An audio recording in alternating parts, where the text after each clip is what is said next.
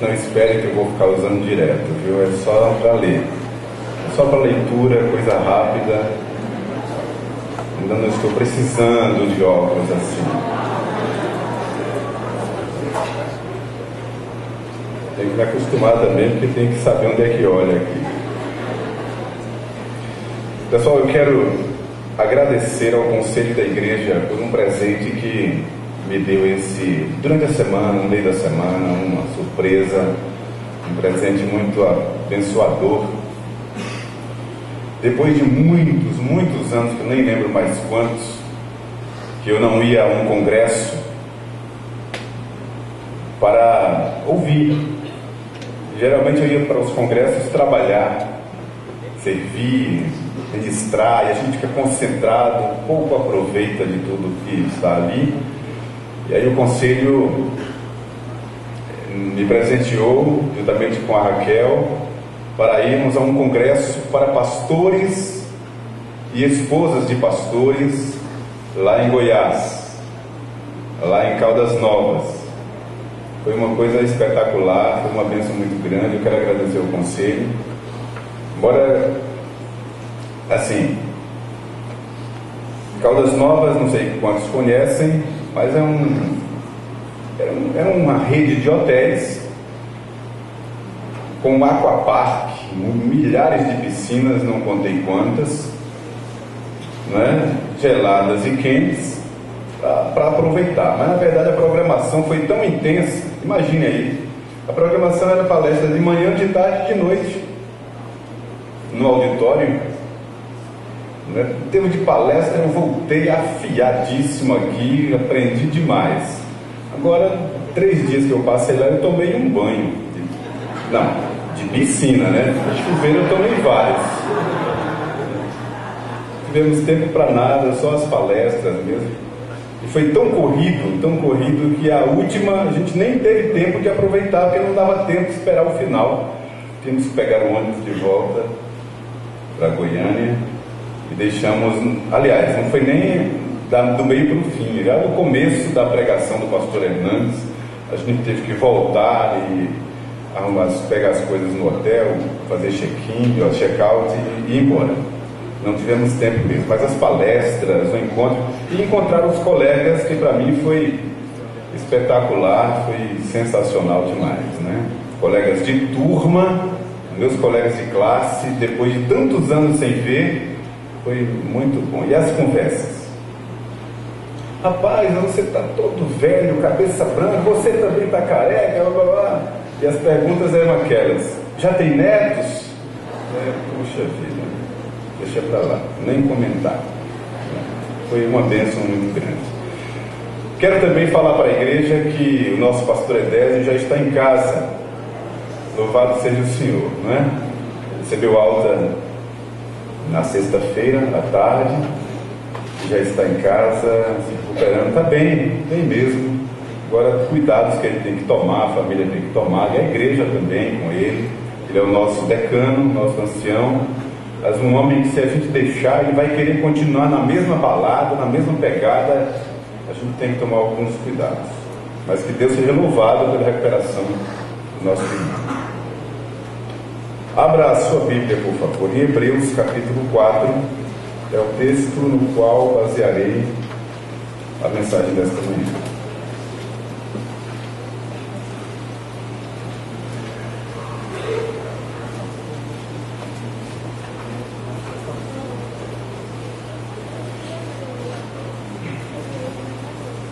Hebreus capítulo 4, eu vou ler a partir do verso 14. Aí você tem o capítulo 5, e na sua Bíblia tem esse texto tem 2 títulos, não é? Jesus, o sumo sacerdote que se compadece de nós, e Cristo, superior ao sacerdócio da antiga aliança. São apenas títulos que os tradutores deram para a gente visualizar melhor o texto, mas é um texto só, em sequência. Eu vou ler do verso 14 até o verso 10 do capítulo 5, é uma porção só. Acompanhe aí, por favor.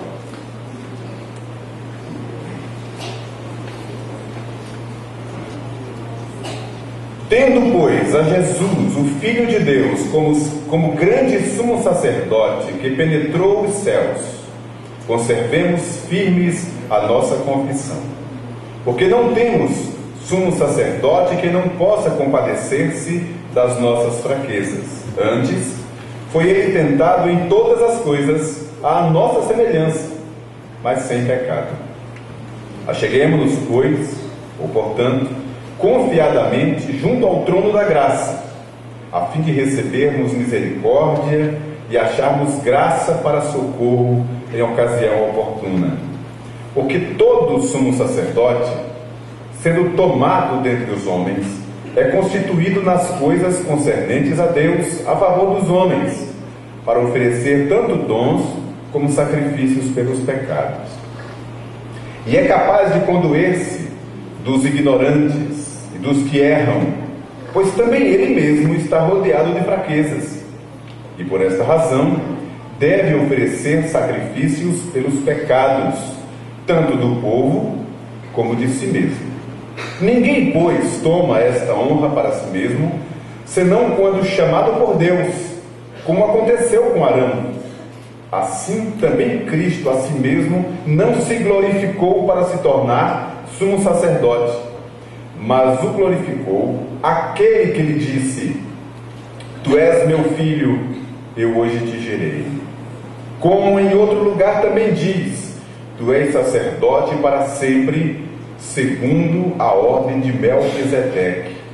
Ele, Jesus, nos dias da sua carne, tendo oferecido com forte clamor e lágrimas, orações e súplicas a quem podia livrar da morte, tendo sido ouvido por causa da sua piedade, embora sendo filho, aprendeu a obediência pelas coisas que sofreu, e tendo sido aperfeiçoado, tornou-se o autor da salvação eterna para todos os que lhe obedecem, tendo sido nomeado por Deus sumo sacerdote segundo a ordem de Melquisedeque.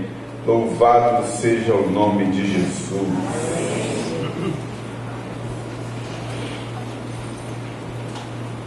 Queridos, é por causa dele que aqui estamos, porque em obediência ele mesmo se ofereceu como o sacerdote e a oferta ao mesmo tempo. Deixe-me dar uma passeada no texto por alguns minutos. É um texto que nos preparará para participarmos da Santa Ceia do Senhor. Em primeiro lugar, lembre que o texto fala de dois sacerdotes. Um sacerdote humano que recebeu de Deus uma honra sem igual, como o texto diz aqui, para, sendo humano, cercado de fraquezas como os demais, estar diante do povo de Deus para oferecer sacrifícios por si mesmo e pelo povo. Agora, não era uma honra sem link, sem ligação alguma. Há um ofício, há um chamado, há uma vocação dada por Deus. E aí o que é que a Escritura fala? Fala que foi assim como aconteceu com Arão. Então deixe-me falar sobre isso, ligado ao sacerdócio humano. A Bíblia diz em Êxodo que Deus chamou a Arão dentre os seus irmãos e o constituiu sacerdote sobre a sua casa.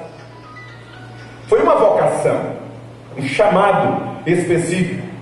E Deus foi quem deu a Arão a capacidade de falar, de representar, de tocar as coisas sagradas, não por si mesmo, mas por uma solene, sublime e espiritual vocação. Não vinha dele, era um dom de Deus.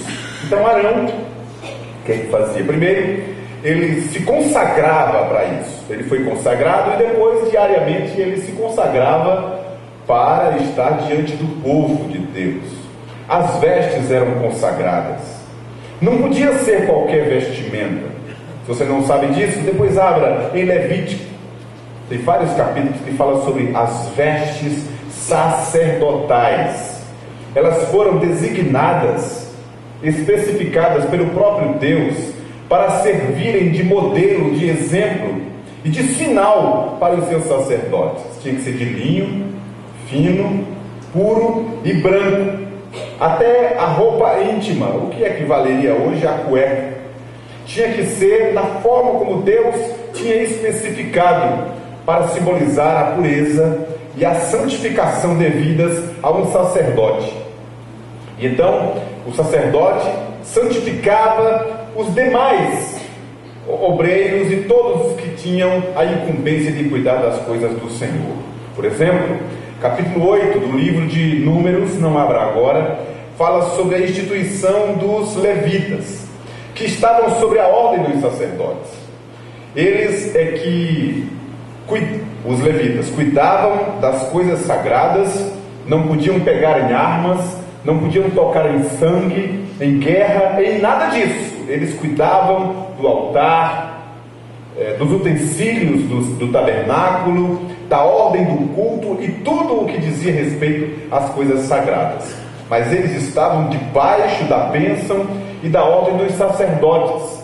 E os sacerdotes estavam debaixo da ordem do sumo sacerdote, que era um homem que, santificado, cuidava da santificação das coisas de Deus.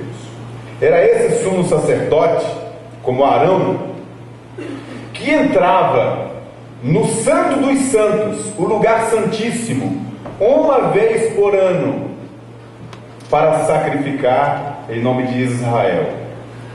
Só o sumo sacerdote podia fazer isso. E era tão perigosa a missão que era só uma vez por ano, e todos ficavam do lado de fora, prostrados de joelhos, em reverente adoração, e clamando a Deus que ouvisse a oração do sumo sacerdote, para receber dali misericórdia e graça, e Deus não fulminasse o seu povo ali. O sumo sacerdote entrava no Santo dos Santos com uma corda amarrada à cintura, com um sino preso àquela corda. Ele entrava com frio na barriga, com frio na espinha, em completa rendição, sabe, em santificação, em adoração, e temor diante de Deus. Porque se fosse encontrado nele algum defeito, alguma falha, alguma irreverência, ele seria fulminado ali mesmo. E se ele fosse fulminado lá no Santo dos Santos, ninguém poderia entrar, nenhum dos sacerdotes auxiliares poderia entrar para retirá-lo, porque ninguém podia pisar no Santo dos Santos. Eles tinham que puxar pela corda, porque ninguém poderia entrar naquele lugar. Esse era o sacerdote humano como Arão. E por que é que fala de condoer-se ou compadecer-se daqueles por quem ele intercede? Porque era isso que o sacerdote fazia. O sacerdote ia diante do Senhor e dizia: Senhor, tem compaixão dos teus filhos, tem compaixão de Israel. Senhor, não olhe para esse povo segundo a tua justiça, olha com o teu olhar de misericórdia e graça, não puna o teu povo tão severamente, olha com misericórdia. E então sacrificava o animal, pedindo a Deus a misericórdia. Ele tinha que, de fato, ter um coração compadecido por aqueles por quem ele orava. Era isso. Aí agora vem o segundo sacerdote, ou o sacerdote, ou o sumo sacerdote eterno, segundo a ordem de Melquisedeque, Jesus Cristo, nosso Salvador.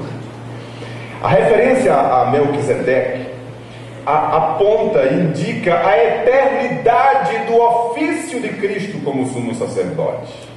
Porque Melquisedeque, eu já falei poucos domingos atrás, foi aquele personagem que surgiu sem parentesco, sem dias, sem referências históricas, e era um tipo de Cristo.